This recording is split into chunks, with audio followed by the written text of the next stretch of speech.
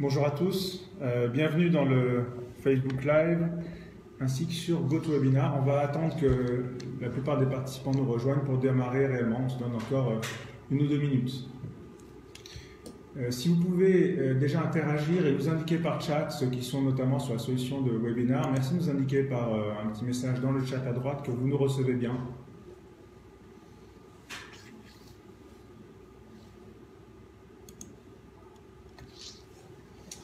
On va faire quelques ajustements encore techniques.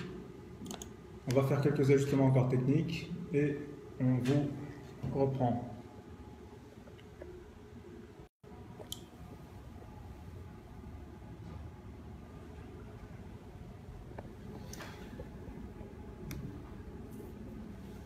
Ok.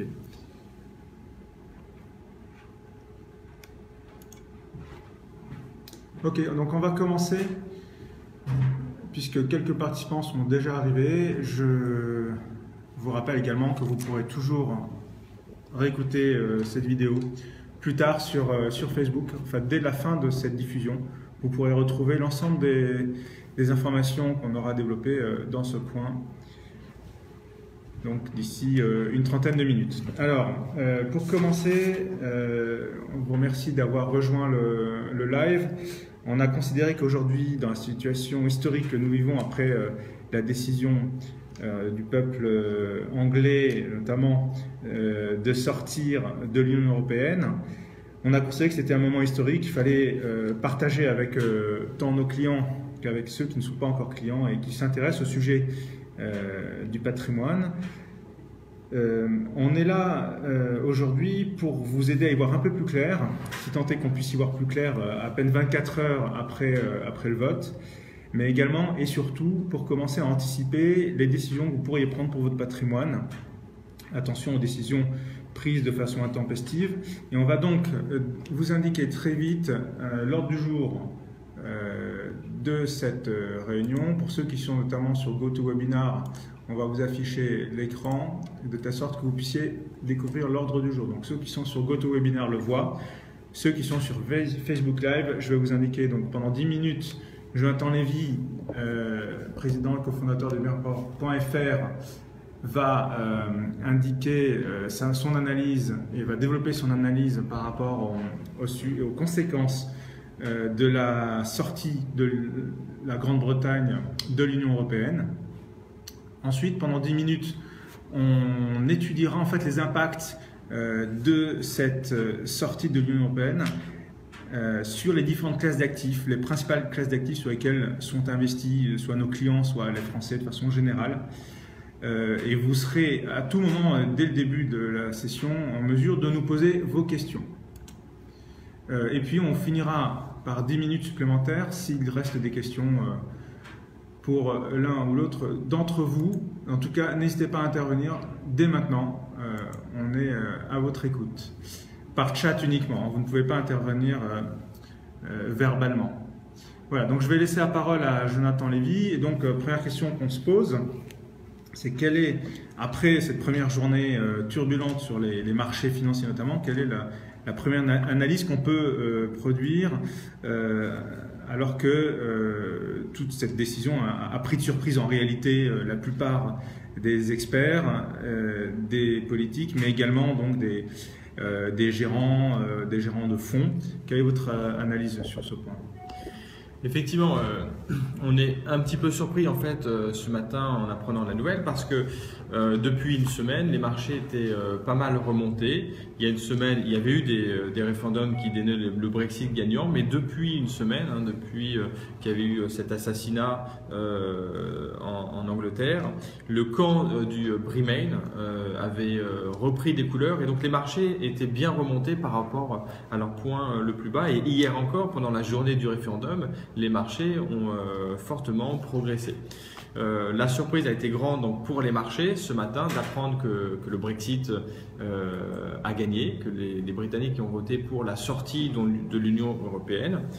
La réaction des marchés est très forte. Vous voyez, le CAC 40 baisse de 8%, l'Eurostoxx 50 baisse de 8,60%.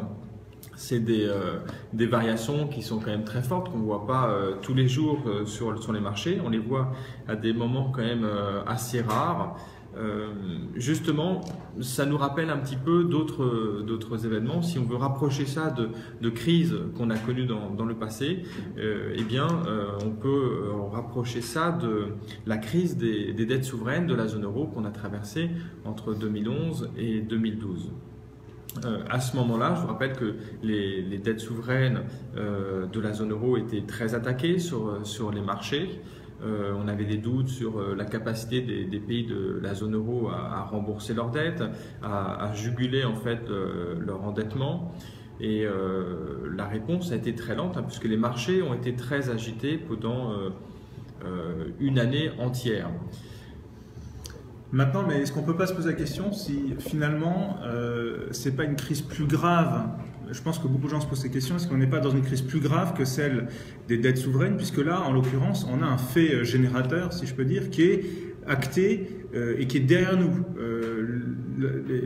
Le peuple anglais a décidé de sortir de l'Union européenne. Alors que lorsqu'on était dans la crise des dettes souveraines ou la crise grecque, il y avait toujours une éventualité que l'euro s'effondre, que la Grèce sorte de l'Union européenne ou fasse défaut. Voilà. Là, on a un fait avéré. Est-ce qu'on n'est pas dans une crise plus grave? Non, je pense vraiment que c'est une crise de même nature, de même intensité, je la compare. Alors l'intensité de la crise des dettes souveraines était très forte, hein. C'est une des crises les plus graves qu'on ait connues, avec la crise des subprimes hein, sur les dernières années, sur les dernières décennies. Ça fait partie des crises les plus graves qu'on ait traversées. La crise des subprimes a été très forte, mais elle a été plus forte en fait côté américain que côté européen. Côté européen, c'est la crise des dettes souveraines qui a été la plus forte en intensité. Et donc, je crois que ce n'est pas minimiser la crise actuelle que de dire qu'on a une crise de même intensité que celle de la crise des dettes souveraines. Je vous rappelle qu'à ce moment-là, on avait des doutes sur le système bancaire européen. Il était très attaqué sur les marchés financiers.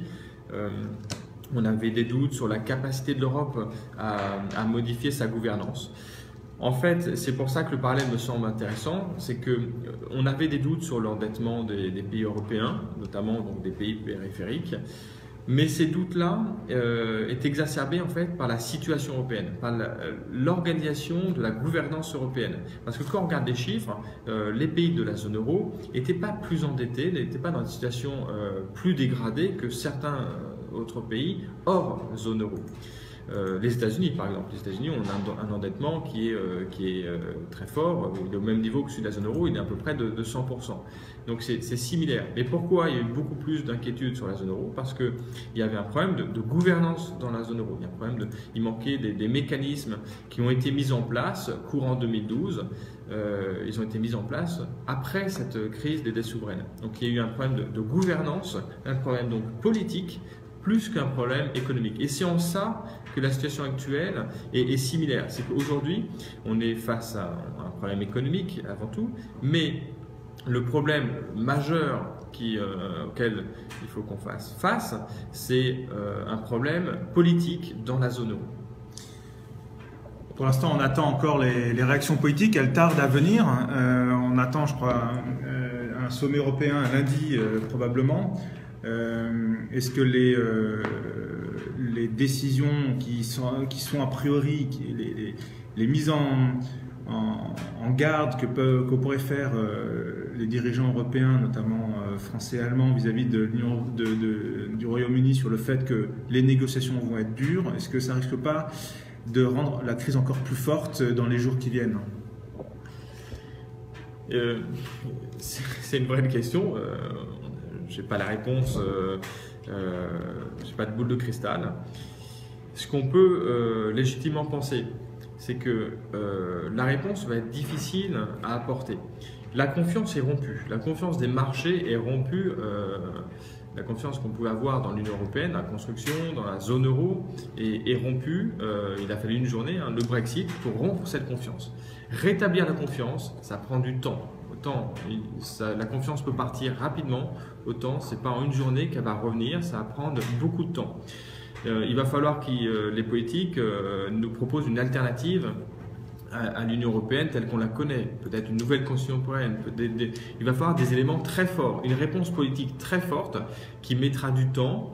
Est-ce que dès lundi, on va avoir un seul discours, un discours unique, unifié, un consensus au sein des politiques de la zone euro, au sein des chefs d'État de la zone euro ou de l'Union européenne plus largement? Est-ce qu'on va voir au contraire des voix dissonantes? Si c'est le cas, évidemment, ça va générer de la volatilité sur les marchés parce qu'on va craindre qu'on mette du temps, voire qu'on n'arrive pas tout simplement à se mettre d'accord sur une nouvelle offre politique dans l'Union européenne.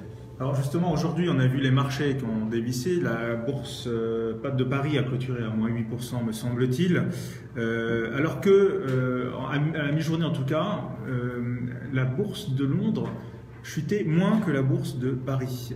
C'est un peu surprenant. Est-ce que c'est finalement... est-ce que ça ne veut pas dire que finalement le comportement de la bourse et du CAC 40 aujourd'hui était excessif et certains évoquent une chute dans les jours qui viennent globale de moins 15%. Est-ce qu'on est de cet ordre-là? Est-ce que ça va aller dans cette direction-là? Est-ce que vous pensez qu'on a déjà atteint le maximum de la chute? Est-ce qu'on est au point bas? Certains commencent à dire qu'aujourd'hui on est déjà dans un point bas historique. Quel est votre sentiment là-dessus? Quand on regarde les marchés, je pense qu'il faut regarder les marchés dans leur globalité. Les marchés actions, c'est une chose. Il y a également les marchés de la devise et les marchés des taux d'intérêt, des obligations. C'est vrai ce que vous dites sur les actions. Les actions à Londres ont moins chuté que les actions à Paris. C'est étonnant. Parce que globalement, on pense que le Royaume-Uni a plus à perdre que l'Union européenne et que Paris ou que la France. Et ça, on le voit sur un autre marché, le marché des devises. On voit que la livre a été plus attaquée que l'euro, par exemple. L'euro a bien mieux résisté que la livre. Et ça montre ce que je suis en train de vous dire, que l'Union européenne, dans cette affaire, a moins à perdre que le Royaume-Uni. Donc après, sur votre question, est-ce qu'on atteint un point bas? C'est vrai qu'on voit toujours, lorsqu'il y a des risques, des crises qui éclatent en Europe ou en dehors de la zone euro ou en dehors de l'Europe, le CAC 40, l'Eurostoxx, ils sont toujours très attaqués, même quand c'est des risques qui éclatent en Chine ou aux États-Unis. On est plus volatile en fait que d'autres indices. L'indice, le FTSE, est moins volatile que le CAC 40. Donc nous, on a tendance à surréagir en fait en permanence. C'est certainement le cas aujourd'hui. On surréagit, les marchés surréagissent. Maintenant, je pense qu'il est probable que les marchés surréagissent encore quelques temps et qu'ils ne corrigent qu'ensuite, que dans un deuxième temps. Il faut qu'ils digèrent la nouvelle. Très bien. Il y a un point particulier, je pense, à avoir, et un focus particulier à porter sur le secteur bancaire. On n'en a pas parlé, me semble-t-il. Le secteur bancaire est celui qui a le plus souffert aujourd'hui. Là aussi, c'est un secteur qui avait souffert aussi également fortement pendant la période de la crise des dettes souveraines. Quelle est votre vision aujourd'hui du monde bancaire et de sa résistance éventuelle à cette crise? Je pense qu'il y a également, encore plus sur les banques que sur le reste des actions, il y a une surréaction des marchés, c'est clair. Alors, les interrogations des marchés sont bien réelles, elles sont de plusieurs ordres. D'abord, vous savez, je vous l'ai dit, il y a un risque de récession au Royaume-Uni. Lorsqu'il y a une récession, les banques sont touchées, il y a un risque de crédit et de non-remboursement des crédits qui peut provoquer des pertes dans les banques. Donc c'est un scénario de récession est défavorable pour le cours des banques. Donc c'est normal que les banques corrigent lorsqu'on anticipe une récession. Il y a d'autres éléments. Vous savez qu'on l'a déjà expliqué ici, il y a les banques sont très touchées par l'environnement de taux bas. C'est un environnement qui est défavorable pour le résultat des banques.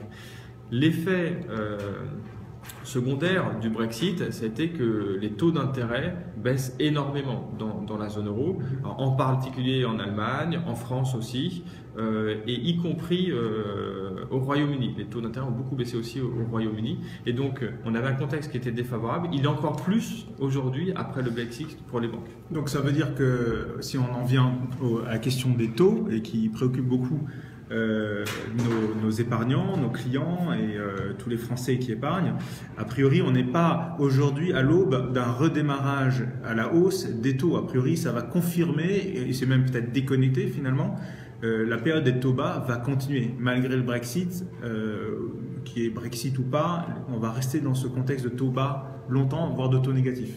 Alors déjà, c'était notre scénario. Même en dehors du Brexit, on pense que on est dans un scénario plutôt déflationniste ou d'inflation très bas. Et dans ce contexte, la politique monétaire doit relancer la machine, l'économie. Et une politique monétaire accommodante, elle contribue à relancer la machine. Donc c'est une politique monétaire accommodante, c'est des taux bas, des taux négatifs. Maintenant, avec le Brexit, c'est encore plus vrai parce que ça crée des incertitudes économiques, de récession au Royaume-Uni. L'économie européenne sera touchée dans une moindre mesure, mais malgré tout, la croissance sera peut-être touchée dans l'Union européenne.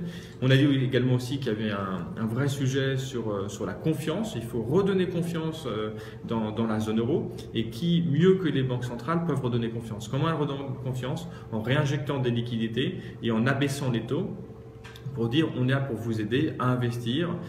Si vous investissez, si vous empruntez, vous aurez un coût du crédit qui sera plus bas. C'est une incitation à investir. Oui, les taux vont rester durablement bas.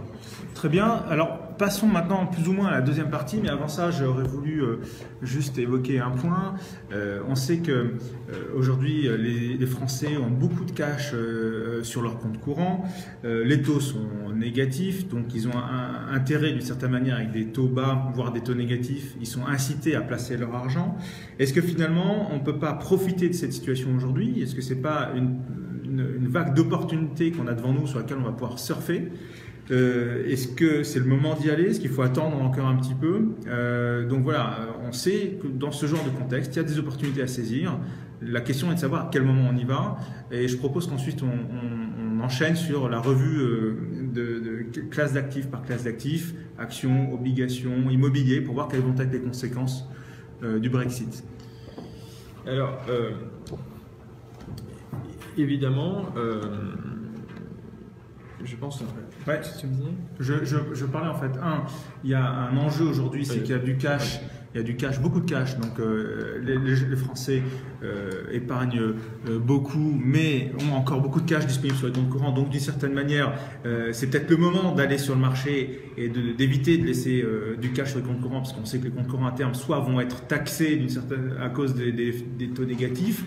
Donc c'est le moment de rentrer sur le marché. La question est-ce que c'est vraiment le moment d'y aller? Est-ce qu'on attend encore quelques jours parce qu'on considère qu'on n'a pas atteint le point bas, ou est-ce qu'on y va progressivement? Voilà, et je disais également que c'est une période d'opportunité qui s'ouvre.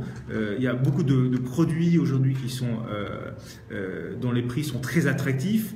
De ce fait, notamment suite au Brexit, est-ce qu'on en profite dès maintenant? On attend encore quelques jours. Et quelles sont les opportunités éventuellement qu'on va pouvoir saisir? Et ensuite, on reviendra aux classes d'actifs. Alors effectivement, c'est vrai qu'il y a beaucoup de cash. Il y en aura de plus en plus parce que la BCE va contribuer, va donner des liquidités. Donc il y aura du cash partout. Les institutions financières ont du cash. Beaucoup de particuliers ont du cash encore à investir. On le voit nous aussi de notre côté. Est-ce le moment d'investir? C'est difficile de répondre à cette question. Ce que ça veut dire, est-ce qu'on est capable de dire aujourd'hui avec certitude on est sur un point qui est le point le plus bas ou est-ce qu'elle va encore baisser? Honnêtement, j'ai pas la réponse. Ce qu'on peut dire, c'est que dans ces cas-là, il est toujours bon en fait de prendre un tout petit peu de recul. Il faut savoir être opportuniste, ça veut dire être réactif lorsque on a des conditions d'investissement intéressantes. Il faut savoir prendre sa chance au bon moment, donc ne pas trop attendre. Mais par contre, il ne faut pas non plus se précipiter tout de suite. On est juste le lendemain, on est à J+1 du Brexit, du référendum. Attendons quelques jours, mais effectivement, courant de semaine prochaine, déjà, on y verra un petit peu plus clair sur les classes d'actifs. Et je pense, là, je suis persuadé qu'il y aura des éléments intéressants, des opportunités d'investissement très très intéressantes. Ok, alors commençons peut-être par, allons du moins risqué au plus risqué. Beaucoup de Français ont des contrats d'assurance vie dans lesquels, pour majorité, disons pour 80%, ils détiennent des fonds en euros qui sont garantis en capital. Est-ce que les fonds en euros sont menacés par la situation actuelle ? Les fonds en euros avaient déjà un problème structurel avant le Brexit. C'était quoi? Il s'agissait en fait du scénario de baisse des taux. On l'a dit, les taux étaient très bas, la BCE fait tout pour que les taux soient bas, pour relancer la croissance économique. Et ça, c'est défavorable pour les fonds en euros. Je parle des fonds euros classiques qui investissent dans les obligations d'État. C'est la majorité des fonds euros. Les taux baissent, les taux d'État baissent, hein, c'est le cas de l'OAT, du Bund encore une fois. Donc c'est défavorable pour les fonds euros. Tous les flux à venir qui doivent investir vont être investis à des taux encore plus bas. Donc ça défavorise encore plus les fonds euros. Classique. Les fonds euros dynamiques, alors il y a ceux qui investissent sur les actions. Bon, pour eux, cette année-là, c'est pas favorable. Le scénario n'est pas un bon scénario sur 2016. Pour 2017, on verra. Et pour les fonds euros immobiliers, dont on a souvent parlé, ils sont complètement exclus de cette analyse-là. Justement, l'immobilier est une classe d'actifs qui est complètement... Ça dure quelques instants. Voilà. On est là a priori, c'est bon, voilà. Donc en fait, très bien, on a parlé de l'immobilier, donc l'immobilier d'entreprise. Justement, alors une autre grosse partie de l'épargne des Français, je dirais, il y a une accélération encore sur les SCPI, hein, donc tout ce qui est société civile de placement immobilier orienté sur les entreprises, donc la location de bureaux. On sait que c'est un placement aujourd'hui qui remporte énormément de succès chez les épargnants français. Et qui est donc une classe d'actifs qui prend de plus en plus position dans le portefeuille des épargnants. Est-ce que là aussi sur l'immobilier d'entreprise, aujourd'hui, alors on a parlé d'entreprises anglaises ou internationales qui ont des sièges à Londres qui déménageraient à Paris. Est-ce que ça peut avoir une conséquence sur l'immobilier de bureau à Paris? Voilà, on a entendu avant le Brexit certains qui disaient que Paris profiterait et les prix de l'immobilier à Paris augmenteraient. Bon, tout ça paraît quand même un peu fumeux comme hypothèse, mais est-ce que de façon générale, l'immobilier de bureau aujourd'hui est à l'abri de cette volatilité sur les marchés actions? Alors, complètement, je pense que justement, c'est une classe d'actifs très intéressante pour nos clients, pour les particuliers, parce qu'elle est complètement décorrélée de ce qui se passe sur les marchés financiers, sur les actions, sur les obligations. Lorsque les actions baissent, il n'y a aucune raison que le prix de l'immobilier à Paris, de l'immobilier de bureau à Paris baisse. Je vais mettre les pieds dans le plat. On a souvent demandé est-ce qu'il n'y a pas une bulle à Paris? L'immobilier de bureau a beaucoup monté, les prix ont beaucoup monté. Est-ce qu'il n'y a pas une bulle en fait? Est-ce que cette bulle ne pourrait pas éclater lors d'une crise comme celle qu'on est en train de vivre avec le Brexit? Je ne crois pas du tout qu'il y ait une bulle pour ma part, parce que lorsqu'on est investisseur, on regarde les différentes alternatives qui s'offrent à nous. Soit on achète des obligations, des actions, ou alors de l'immobilier. Ce sont des grandes classes d'actifs. Il y en a d'autres, mais c'est les principales. Eh bien, entre l'obligation et l'immobilier, il y a un écart de rendement qui est très important, y compris sur l'immobilier de bureau à Paris. Donc la baisse des taux est tellement forte dans l'obligataire que c'est normal que la classe d'actifs immobilière ait été touchée, que les prix donc aient monté, que les rendements aient baissé sur l'immobilier de bureau. Mais pour moi, ça reste aujourd'hui encore une classe d'actifs intéressante, une vraie opportunité d'investissement. Investir aujourd'hui, malgré la hausse récente des derniers mois, des dernières années de l'immobilier de bureau, en général et en particulier à Paris, ça reste une très belle opportunité dans le contexte général actuel. Très bien. Avant de poursuivre, je vous invite et je vous réinvite à poser vos questions via notre page Facebook, soit également par l'intermédiaire de l'application GoToWebinar sur laquelle vous êtes pour certains. Troisième classe d'actifs qui est la plus importante, qui préoccupe le plus les épargnants, qui est celle des actions. Et évidemment, on a entendu depuis le début de cette intervention le point, et puis tout le monde est au courant de la chute des marchés aujourd'hui, certes, mais au-delà de ça, comment agir sur le marché actions aujourd'hui, et finalement, quels sont les produits qui peuvent éventuellement permettre d'envisager d'aller sur les marchés actions tout en étant éventuellement également protégé d'une certaine manière. Il y a un certain nombre de produits, on en propose généralement souvent chez bienpart.fr. Est-ce qu'il y a aujourd'hui des opportunités à saisir de ce point de vue-là, lesquelles ce serait très intéressant. Le marché actions, comme j'ai dit, hein, les actions ont beaucoup chuté parce que la réaction était très vive. Il y a probablement une surréaction sur la partie française et la partie européenne qui a plus baissé que sur le reste, qu'au Royaume-Uni par exemple.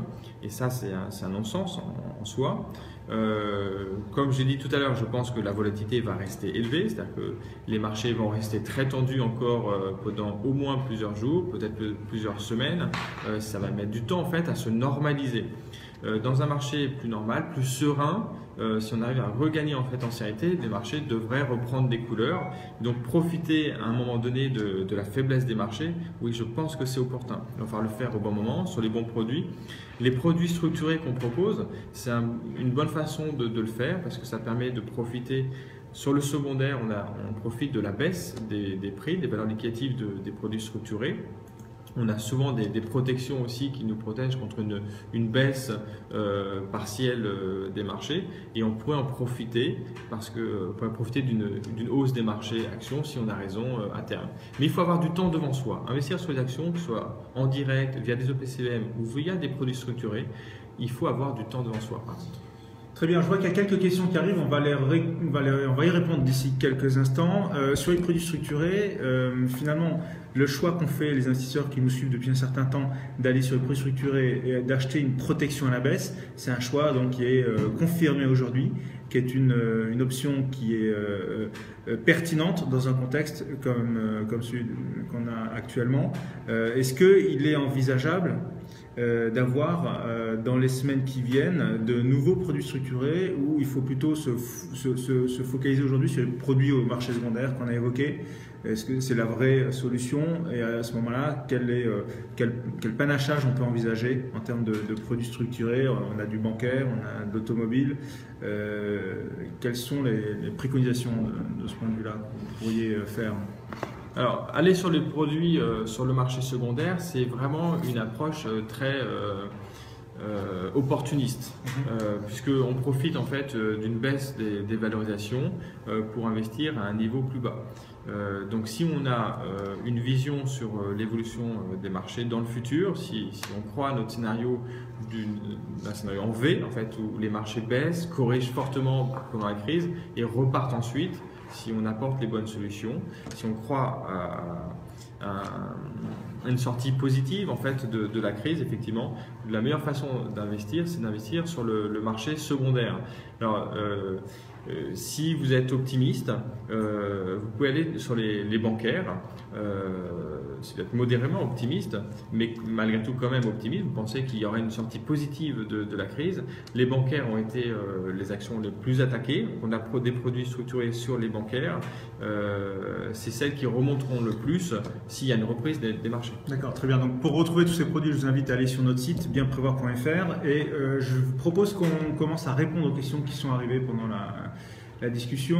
Première question de Jean-Marc qui demande: que pensez-vous de l'option hors physique, lingotin? C'est vrai que c'est une option, c'est une question qui revient souvent et dans les médias on en parle énormément. On a évoqué le fait que dans les derniers jours, depuis quelques mois, le fait que les taux négatifs, le fait qu'on soit en période de taux négatif, finalement l'or pouvait être une opportunité pour gommer cet aspect taux négatif. Est-ce que c'est une question qui se pose d'autant plus aujourd'hui avec le Brexit? L'or, c'est toujours considéré en fait comme un actif refuge, donc qui vous prémunit contre une baisse généralisée des marchés dans un cas de crise, dans un scénario de crise, dans un scénario de catastrophe. Avoir de l'or, ça vous protège contre la baisse des marchés. On le voit aujourd'hui encore, l'or progresse 4,5%. Quand tout le reste est dans le rouge, on a l'or qui est dans le vert. Il n'y a pas que l'or qui vous prémunit contre une baisse des marchés. Vous avez par exemple le Bund. Vous achetez des OPCVM qui investissent dans l'obligation allemande et vous avez une protection qui est tout aussi forte que celle de l'or. L'avantage du Bund par rapport à l'or, c'est que le Bund est beaucoup plus liquide que l'or. Avoir de l'or physique, c'est moins liquide. C'est-à-dire que si demain vous voulez revendre votre or, ça prend plus de temps, c'est moins facile. Les OPCVM qui investissent sur le Bund, on peut les acheter, les vendre plus facilement. Aujourd'hui, on veut être couvert. Si demain, dans quelques semaines, dans quelques mois, la situation s'améliore et qu'on veut revendre notre protection, on pourra le faire très facilement au travers le Bund. D'accord. Autre question de Laïd qui a une certaine somme en livres anglaises actuellement et qui se pose la question: vu le Brexit, faut-il encore garder ou attendre un peu de visibilité pour échanger en euros? Alors, des sujets de change sont parfois très difficiles à anticiper. Je ne suis pas sûr qu'on ait beaucoup de visibilité aujourd'hui là-dessus. Quelle est la réponse qu'on peut apporter? Effectivement, il faut beaucoup d'humilité en fait quand on parle des devises, d'évolution des devises. Les analystes se trompent très souvent. Cela étant, je ne suis pas super favorable à conserver de la livre anglaise aujourd'hui, dans le scénario actuel. Elle a déjà beaucoup chuté. Est-ce qu'elle peut chuter plus? Je pense que oui, en fait. On va rentrer dans une période quand même d'incertitude très forte. Moi, je pense que le Royaume-Uni joue avec le feu. C'est un peu un qui tout double.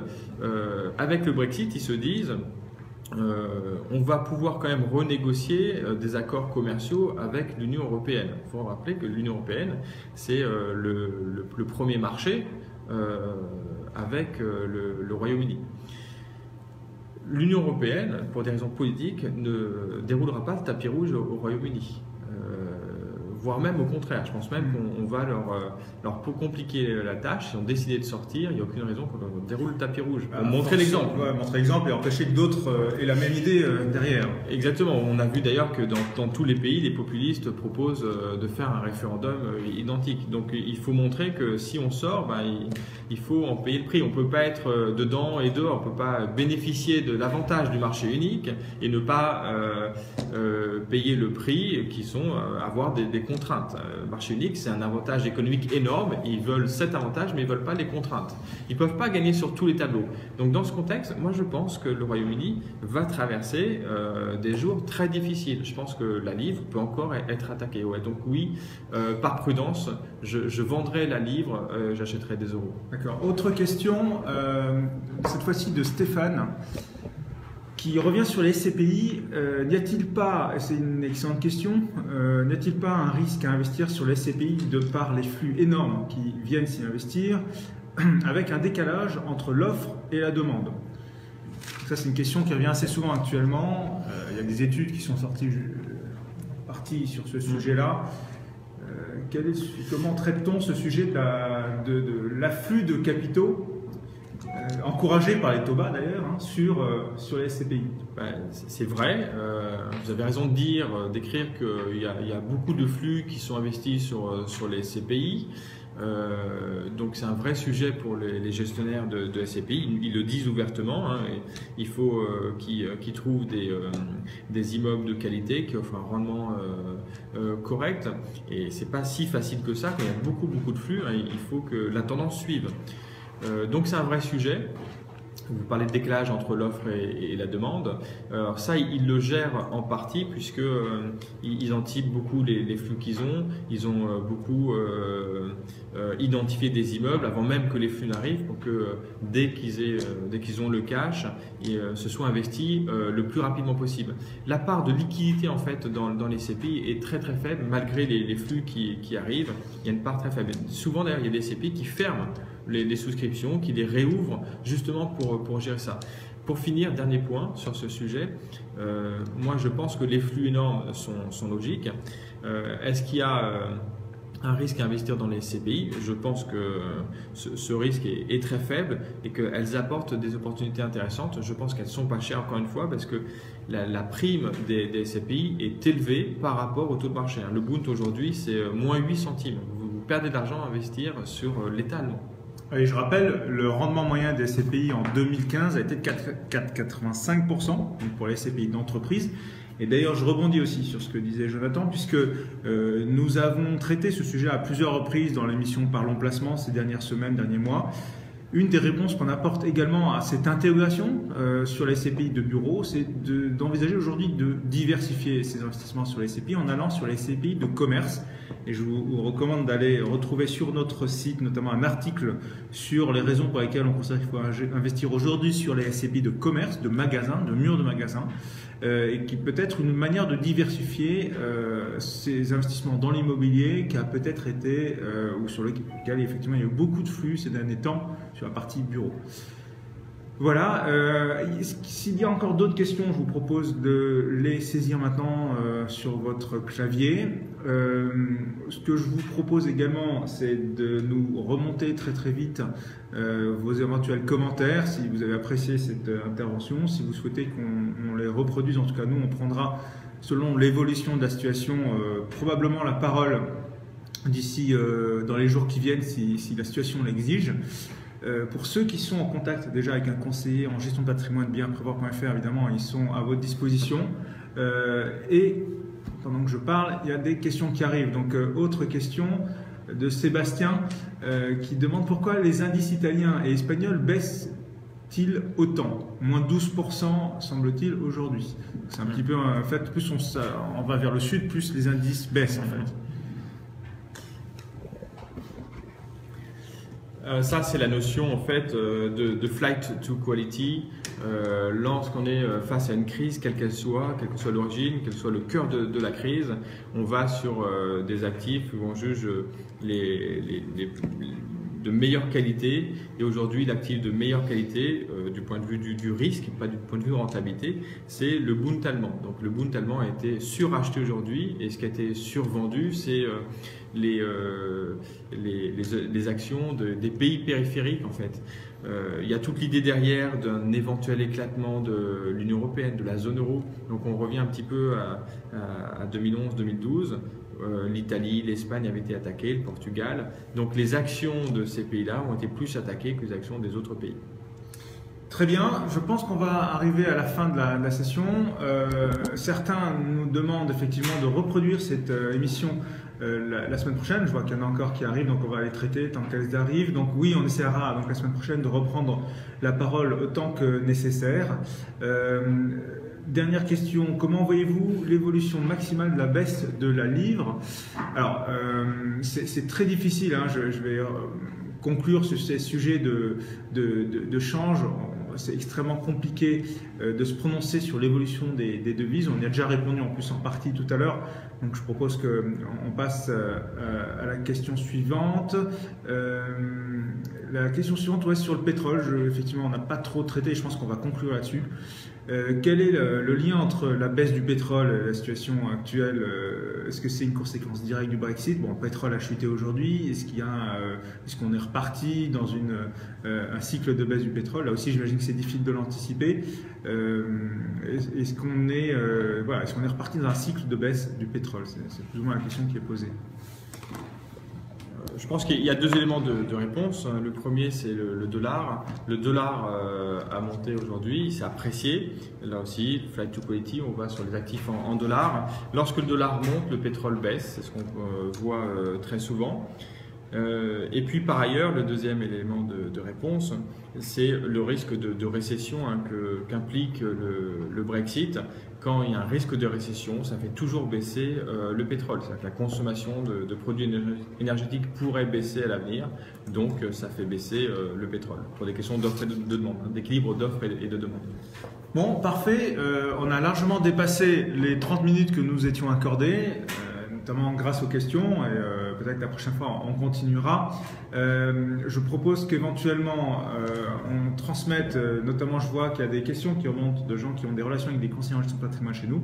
On transmettra ces questions à vos conseillers pour qu'ils puissent vous répondre dans les prochains jours. Donc merci beaucoup. Vous pouvez retrouver l'enregistrement et le partager si vous le souhaitez autour de vous sur notre page Facebook, et ceux qui sont passés par l'application GoToWebinar pourront également récupérer par un mail retour l'enregistrement normalement de cette session. Merci, bon week-end et peut-être à bientôt pour une session avec, j'espère, la même qualité et autant de participants. Merci.